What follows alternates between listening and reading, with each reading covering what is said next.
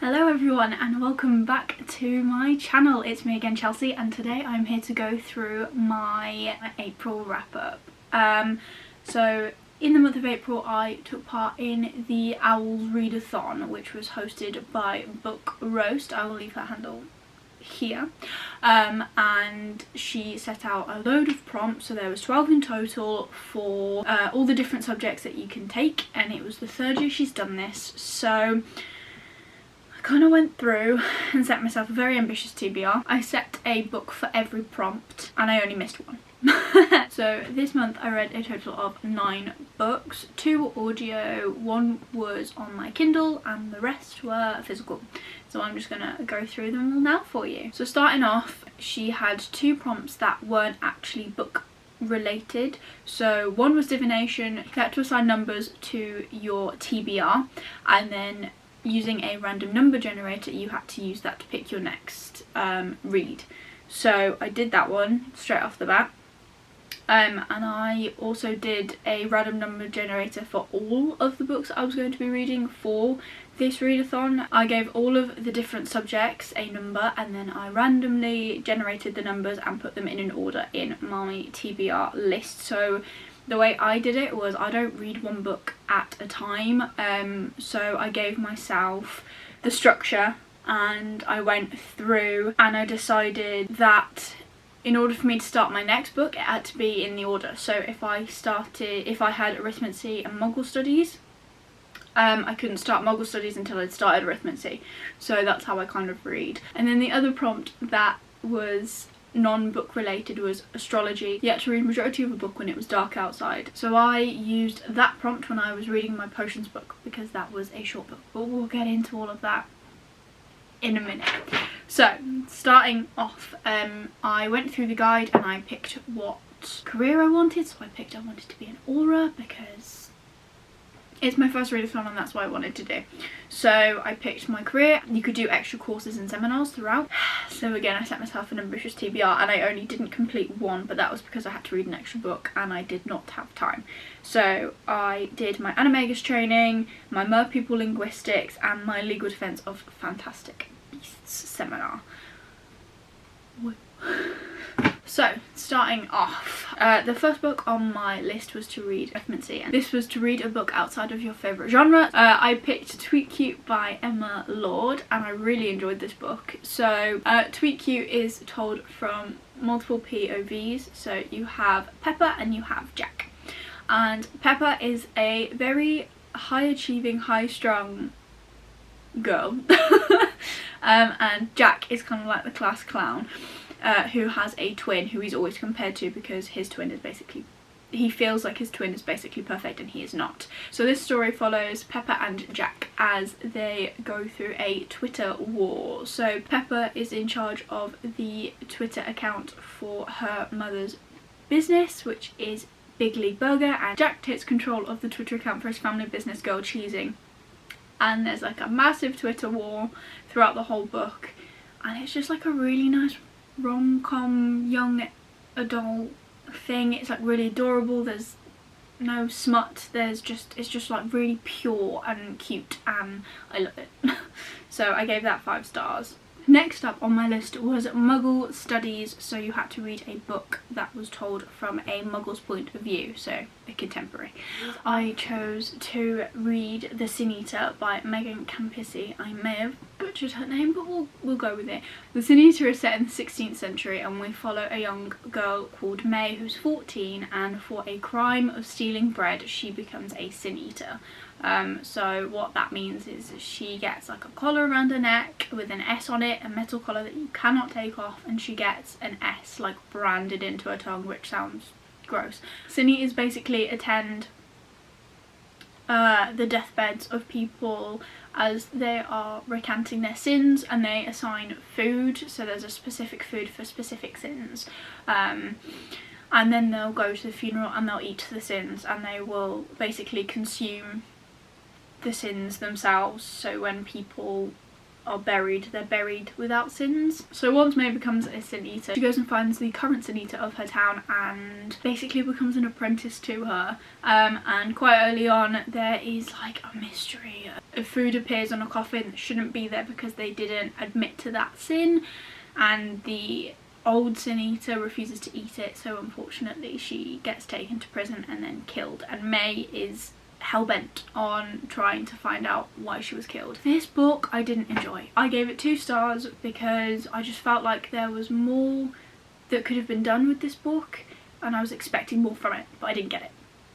So my next subject that I took was History of Magic, and this was to read a book that featured witches and wizards. So I picked a book that's been on my TBR for ages, and that's A Discovery of Witches by Deborah Harkness. Now this book I really enjoyed. In this book we follow Diana Bishop as she discovers a book that was lost to the creatures of the world a long time ago. So in this book you have vampires, you have witches, you have demons, and all 3 of these creatures are looking for this book, which is Ashmole 782. I see 782, is it 782? I don't know. Either way, they're looking for this Ashmole manuscript which has been lost for hundreds of years. This manuscript is meant to hold secrets to the past and the future for all 3 of these creatures, and throughout obviously we have Diana, and then we have the vampire Matthew, who's broody and wants to protect her and originally comes to find her just to take the manuscript, but then obviously there is forbidden love. And then throughout you see Diana and Matthew fall in love and all the issues that come with a vampire and a witch being in love. I gave this book 4 stars. I really enjoyed it, but I mean there's a lot of science in it. So next on my list was Transfiguration. So for this subject you had to read a book about shapeshifting, and I picked A Court of Thorn and Roses by Sarah J Maas because it's been on my list for ages and everyone on BookTube and Instagram and everything talks about this series and they love it, so I wanted to read it, and I gave it 5 stars originally and then kind of sat and thought about it and gave it 4 stars because apparently it's meant to get better, and how do you get better than 5 stars? You don't, so I gave it 4 stars. I really enjoyed it. We follow Farah as at the beginning of the book she's out hunting for her family. She kills a wolf, but it wasn't just a wolf, it was a magical creature. Pretty soon another one comes to her door telling her that she must pay the price. So she becomes trapped in her enemy's enchanted kingdom, wanting to find a way home, and it's just all of her adventures, and she falls in love with her captor. It's a great book. It's a retelling of Beauty and the Beast, and I can't wait to see where the rest of it goes.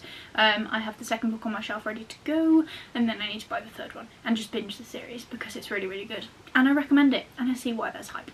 For my Defense Against the Dark Arts subject, I picked to read Seafire by Natalie C. Parker because the prompt for this one was Grindylow, so a book that was set on the sea or on the coast. Seafire is basically about a group of girls who are pirates. So at the start of this book, Caldonia's family is murdered by a ruthless warlord who controls the seas, and his name is Arik Athair. Again, might butcher that name, but we'll carry on. And since that day she's had one mission, which is to completely destroy his whole fleet. So we follow her as she is sailing the seas, trying to take down his fleet with her crew of just girls, and during probably the first big battle where the crew are trying to destroy one of his barge ships, her second in command basically gets captured but manages to escape thanks to a boy from the enemy ship, and Caldonia isn't sure whether to let him stay and live or to kill him, because the last time she encountered one of these enemy boys he made a load of promises and he betrayed them. So I gave this book 4 stars because I really enjoyed it. I thought it was great. I loved all of the battles in it, the detail. I don't know, I just didn't find it a 5-star. But I'm interested to see where it goes because at the end it leaves you on a cliffhanger, and I just want to read it. Next up on my list was Potions. So we were concentrating on a shrinking solution, so a book with less than 150 pages, and for this I picked The Twits by Roald Dahl. This is one of my favourite reads from when I was a kid. I mean, it put me off beards for life, but this book follows the Twits, who are very horrible people. I'm sure most people read this when they were a kid or had it read to them. If not, pick it up because they're just great. Basically, the back of the book says, Mr. and Mrs. Twit play some horrible tricks on each other. I bet you have never met two people more revolting. They never wash, they trap birds for bird pie, and they hate children. Find out what brilliant trick the roly-poly bird and the muggle-wump monkeys think up for them. I gave it 4 stars. I really enjoy it. Brought back nostalgia. Next. Oh, and also during this I used this book for my astronomy prompt because you can read this in one sitting. For the herbology prompt, I read The Midnight Lion by Mary Rutkowski. Yes, I might have again ruined that. We're just going to put it out there. I struggle with names, so this one. I gave this book 3 stars. It didn't really go anywhere for me, but then again I realised that there's another one after this that's coming out, so I'm not sure if this just laid all the groundwork. The prompt for this was Mimbless Mimbletomer, so read a book beginning with M and you can take off the, so this fits. In this book we follow Nirim. Where Nirim lives, she lives on an island, and they are led to believe that they are the only island ever. There's no other land, there's no other cities, travellers are non-existent, blah blah blah. And this island is split up into 3, so you've got your low kith, your middle kith and your high kith, so working class, middle class, high class. The difference is with this though is that you are only allowed to wear certain things, eat certain things, do certain things that your kith are allowed to do. So you can't wear high kith colours if you're low kith because that will get you thrown in jail. So we follow Nirim in this book after she's thrown in jail for basically trying to give something back, and she is given a month in jail. And when she's in jail she meets Sid, and throughout the book Sid is trying to encourage Nirim to explore the island and to explore the magic within herself. Throughout this book it's like there's no magic, there's no gods, rah rah rah. And towards the end Nirim's like questioning all of this, and then there's like a big reveal and I was like, oh. So I gave it 3 stars. For the subject of care of magical creatures, the prompt was hippogriffs, so a book with a creature with a beak on the cover, and for this I picked Infinity Sun by Adam Silvera. I gave this book 3 stars. It might have been because we follow so many different points of view that I got a little bit like confused. I mean, it was good to hear other people's sides of the story, but there was like 4 or 5 or 6 or so many people. Why? This is set in a world where there are celestials, so those who have powers that they are born with, and there are the bloodcasters who will take blood from different creatures and be able to possess their powers. The back of this book says, 2 brothers thrown into an epic war, generations in the making, a fight for good and evil between those born with power and those who took it. One brother has the power to end it all, the other will stop at nothing in his pursuit of glory. Who will live and who will die forever? I thought it was easier just to read the back of this book before I just accidentally give away something that I shouldn't give away. Like I said, 3 stars. Got a bit confused. I'm looking forward to the sequel though, and hopefully that will clear up a lot of the groundwork that has been put into this book. We shall see. And finally, for the subject of charms, the prompt was Lumus Maximus, so a book with a white cover, and I picked Two Can Keep a Secret by Karen McManus. Karen M. McManus, should I say. In this book we follow Ellery and we follow Malcolm, and it is a split POV story. Ellery and Ezra have just moved to this small town after their mother has basically been put into rehab for crashing her car into a shop while on some sort of medication, and this small town has got a lot of history in the past with murders and disappearances. So originally they experienced their first tragic loss in 1995 when Sarah Corcoran goes missing after walking home from the library, and then 5 years ago from when this book was set they find Lacey Kildroff's body in the aptly named Murderland at Halloween Park, and as Ellery and Ezra get there not long after, there is another disappearance. They lose Brooke, who goes to school with Ellery and Ezra, and this book is basically Ellery, who is obsessed with crime, trying to figure out who did it, and we follow Malcolm as his brother was accused originally of killing Lacey Kildroff all those years ago. It was a really good book. I gave it 5 stars. I didn't see a lot I didn't see the ending coming, I didn't see the twists and turns coming. The way they pieced it all together was great. I really like Karen M. McManus's writing anyways. I loved One of Us Is Lying, and I really need to pick up One of Us Is Next as well. The only prompt I didn't manage to finish in time at the end of April was Ancient Runes, which was a book with a heart on the cover, and for that I picked A Heart So Fierce and Broken by Bridget Kemmerer. I just ran out of time, so I'm still reading that this month. Overall, I passed all of the hours that I needed to become an aura and to do the seminars and courses that I mentioned at the beginning of the video. And I look forward to doing the newts. I think they are in July, so I will then have to do even more reading to pass the prompts to officially become an aura, to pass all of my newts. So that was my wrap up for April. I really hope you enjoyed it. If you did, please give it a like down below. If you want to have a chat or discuss anything that I've mentioned in this video, please leave a comment down below and I will get back to you. Let's have a chat. Let's discuss the books. I want to know if you've read any of them, what you would recommend me picking up next.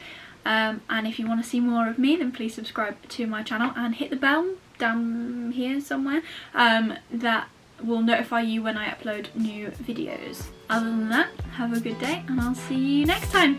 Bye!